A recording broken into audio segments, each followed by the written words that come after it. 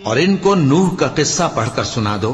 جب انہوں نے اپنی قوم سے کہا کہ اے قوم، اگر تم کو میرا اپنے درمیان رہنا اور اللہ کی آیتوں سے نصیحت کرنا ناگوار ہو تو میں تو اللہ پر بھروسہ رکھتا ہوں،